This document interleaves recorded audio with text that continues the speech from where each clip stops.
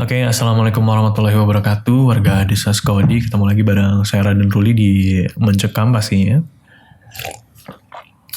Di Mencekam ini, warga Desa Sukawadi semua bisa ya, kalau sambil melakukan aktivitas lain gitu ya, hanya mendengarkan audionya saja.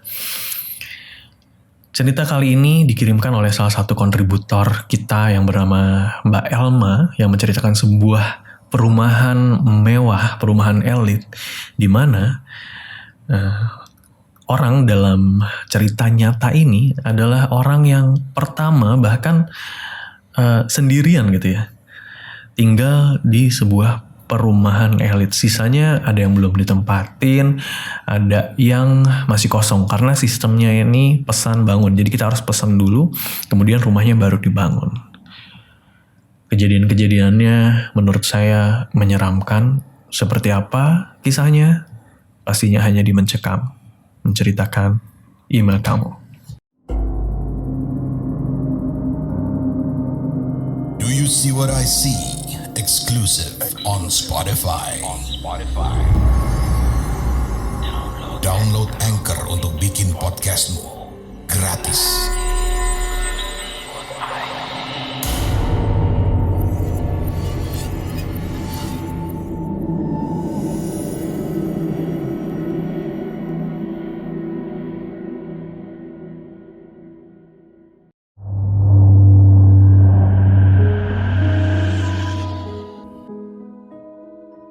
Halo semuanya, apa kabar?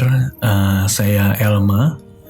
Semoga semuanya dalam keadaan sehat tanpa kurang satu apapun.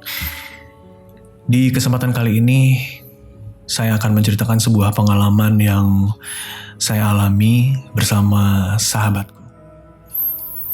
Kali ini sahabat saya ini bernama Tia. Tia ini seorang MC ya, dan kita nih berteman udah lama banget, udah dari tahun 2012. Singkat cerita, Tia ini akhirnya menikah. Suaminya Tia ini bekerja di salah satu perusahaan internasional yang salah satu cabang ini ada di kota kita. Dan bahkan suaminya Tia ini menjadi tangan kanan lah, orang kepercayaan bosnya. Dan ketika Tia menikah, mereka ini dihadiahi rumah baru yang memang sebenarnya sih nggak 100% ya dibayarkan rumah itu, tapi 50%. Tapi ya namanya tinggal di rumah elit ya, di perumahan elit dengan membayar hanya setengahnya ya, kenapa enggak gitu. Nggak masalah sama sekali. Karena ya mereka juga butuh rumah ya. Nah, tapi yang jadi permasalahannya ini, kalau kita beli perumahan itu sistemnya pesan bangun. Jadi kalau udah kita pesan baru dibangun oleh developernya. Sebenarnya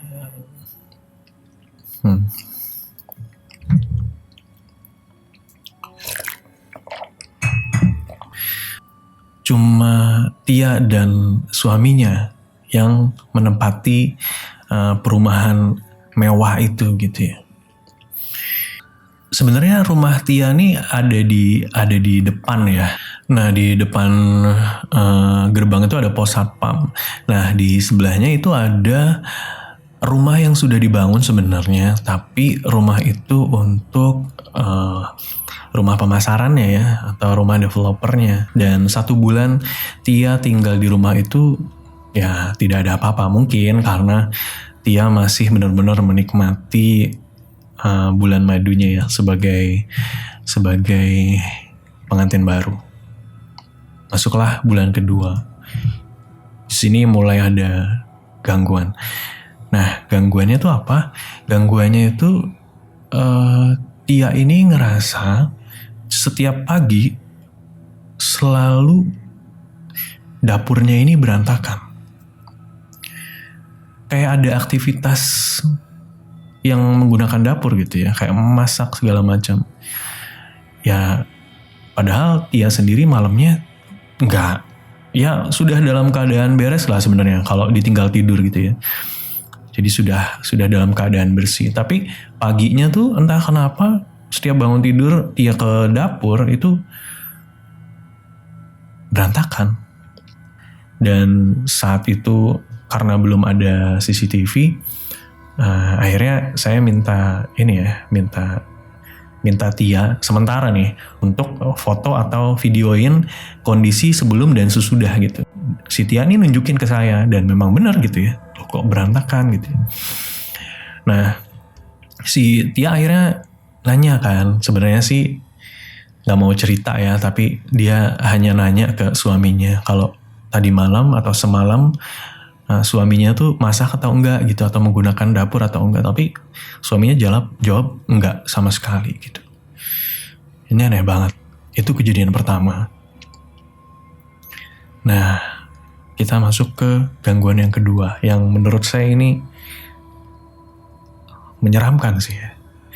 Nah, waktu itu di suatu malam, tepatnya jam 10-an ya, Tia dan suaminya itu sedang nonton TV.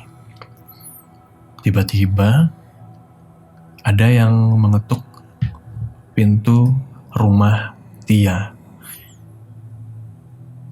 Setelah dicek, oh ternyata itu Pak Catur, satpam gitu ya. Akhirnya dibukalah pintunya sama suaminya Tia dan nanya, ada apa ya Pak? Pak Catur bilang gini, Pak, Bu, maaf, saya mau ikut ke belakang boleh nggak? Maksudnya ke kamar mandi ya. Saya mau buang air besar. Loh, emang kan ada perumahan developer itu ya? Kenapa nggak di situ aja? Soalnya kuncinya masih ada di satpam satunya, belum dikasih ke saya, katanya gitu.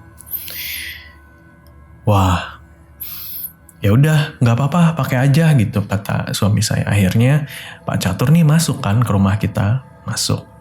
Ya udah Tia dan suaminya kembali nonton TV. Ada aktivitas tuh di kamar mandi, ya suara air segala macam. Sampai ada sesuatu yang aneh terjadi. Tia itu ngelihat di pos satpam ya, ada orang. Padahal security itu kan satu hari tuh yang jaga malam tuh cuma satu orang gitu ya. Ada orang. Siapa gitu ya. Bayangin ya, di perumahan itu cuma ditinggali satu rumah, yaitu rumahnya Tia dan suaminya aja.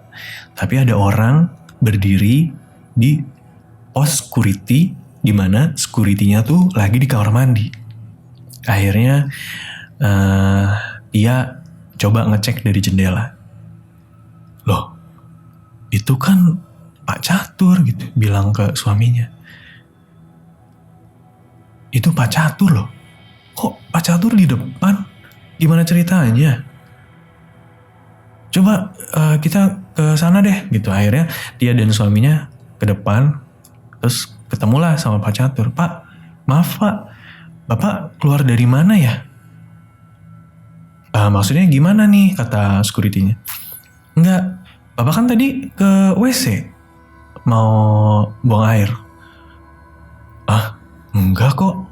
Enggak, tadi tuh Bapak masuk ke dalam mau minta izin ke WC. Katanya kunci Bapak tuh kebawa sama security lain. Wah, kata Pak Catur bilang gini, wah ya nggak mungkin lah. Kan setiap satpam punya kuncinya masing-masing. Gimana Thomas, katanya gitu. Kaget dong akhirnya Tia dan suaminya itu. Lah, terus yang di rumah kita siapa? Akhirnya Tia dan suaminya mengajak Pak Catur untuk ngecek bareng-bareng gitu. Masuklah mereka bertiga nih ke rumahnya. Ke depan WC. Dan masih ada aktivitas suara orang di kamar mandi. Diketok lah. Tok tok tok. kamar mandinya. Pak, dijawab sama orang di kamar mandinya tuh, dijawab gitu. Ya ada apa, sebentar ya. Dibuka lah pintunya tuh. Dan di dalam kamar mandi itu, ya Pak Catur. Ada apa ya?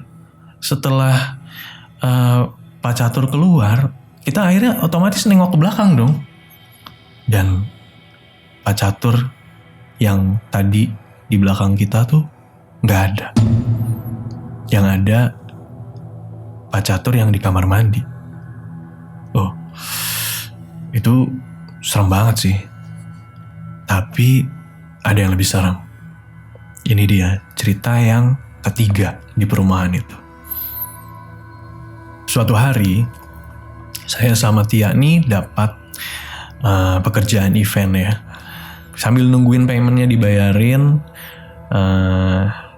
kita makan-makan dulu lah.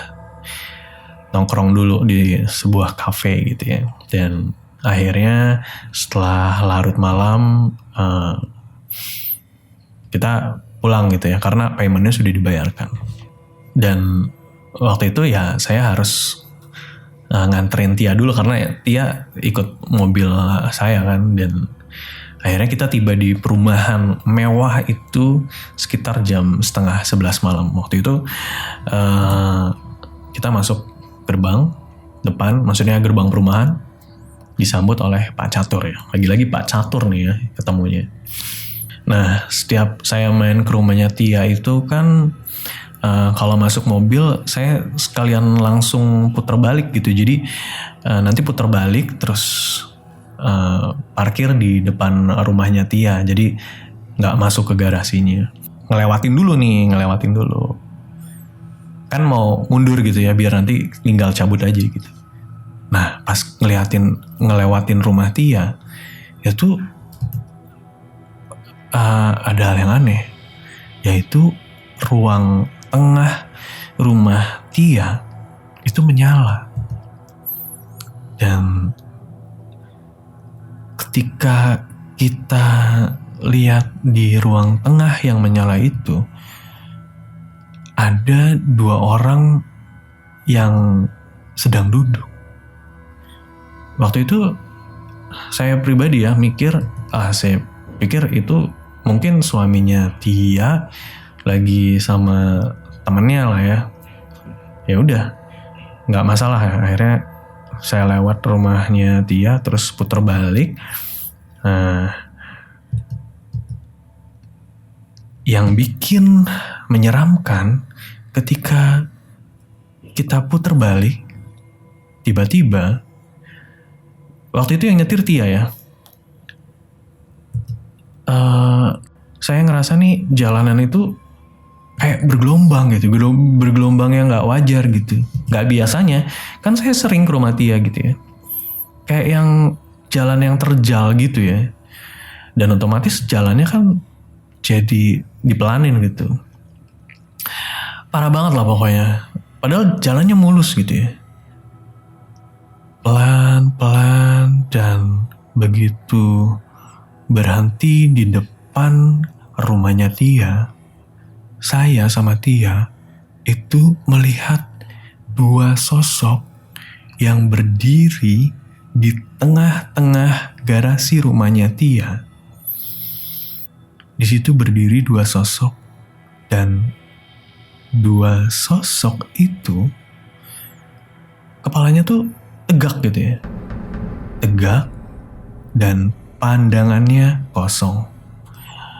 Dan yang lebih membuat saya sama Tia itu shock berat, 2 sosok yang berdiri itu gak lain gak bukan adalah saya sama Tia. Aduh, beneran 2 sosok itu wajahnya tuh saya sama Tia gitu. Gimana coba? Bajunya sama dengan yang kita pakai saat itu gitu. Saya sama Tia langsung kayak mau gimana gitu ya, mau berhenti, takut, mau gimana gitu ya. Dan akhirnya kita bener-bener melihat dua orang itu, istilahnya eye contact gitu ya, saling tatap, dan lagi-lagi sosok itu semuanya ya kita gitu ya. Nah akhirnya salah satu dari sosok itu ya, saya lupa ya, entah waktu itu saya atau Tia gitu ya, yang sosok itu yang di gerbang rumah Tia itu, tangannya tiba-tiba menunjuk ke kayak gini, kayak menunjuk gitu, kayak seolah-olah tuh kayak kita tuh kayak disuruh pergi gitu ya. Pandangannya kosong, tangannya tiba-tiba lurus dan kayak nyuruh pergi gitu. Dan ya kita karena takut ya, mau ngebut jalannya bergelombang gitu, aneh banget kan. Kita lihat dari spion masih ada, dan kita melintasi rumah Tia itu melihat lagi ke ruang tengah, dan di situ kita melihat siluet orang yang sedang gantung diri. Waduh, saya sama Tia tuh udah yang shock berat gitu ya. Tapi mau nggak mau kita terus harus jalan gitu ya, sampai kita nemu space kosong di perumahan itu, dan anehnya jalan itu jadi mulus lagi gitu. Gerbang keluar perumahan waktu itu sudah ditutup gitu ya. Jadi ditutup sama Pak Catur. Karena kita panik gitu ya, mau cepat-cepat keluar. Iya tuh bunyiin klakson mobil tuh kencang banget. Dindin gitu ya. Sampai Pak Catur tuh kaget gitu ya. Weh, kenapa Mbak? Kenapa, kata Pak Catur. Dan ya saya jawab, nggak apa-apa Pak. Nggak apa-apa. Dan akhirnya kita memutuskan untuk tidur di rumah saya gitu ya. Dan sampai saat ini saya sama Tia tuh nggak menceritakan hal ini ke suaminya, lagi-lagi untuk menghargai ya pemberian rumah itu. Dan untungnya perumahan elit atau perumahan mewah yang ditempati Tia itu sekarang sudah ramai, jadi tidak ada lagi gangguan-gangguan. Ya sebenarnya sih kadang kata Tia masih suka dapurnya ya, masih suka ada seperti aktivitas, tapi itu nggak terlalu sering. Dan itu dia warga Desa Sukawedi, cerita untuk mencekam kali ini. Terima kasih Mbak Elma sudah mengirimkan ceritanya. Dan bagi teman-teman atau warga Desa Sukawedi semua yang punya cerita yang menyeramkan, bisa langsung aja kirim ya, baik audio maupun tulisan ke email podcast.ceritahoror@gmail.com. Saya Raden Ruli pamit. Wassalamualaikum warahmatullahi wabarakatuh.